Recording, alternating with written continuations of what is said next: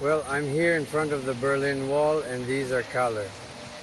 And as they call it from here, you can find all the decoration, all the art that has been impregnated into the wall so as not to make it so complicated, huh?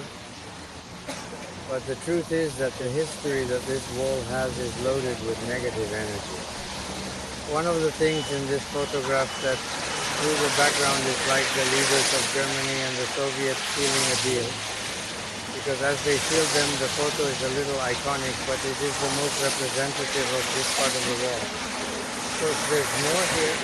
There are more parts of the world that today we are going to run little by little, but whatever you like.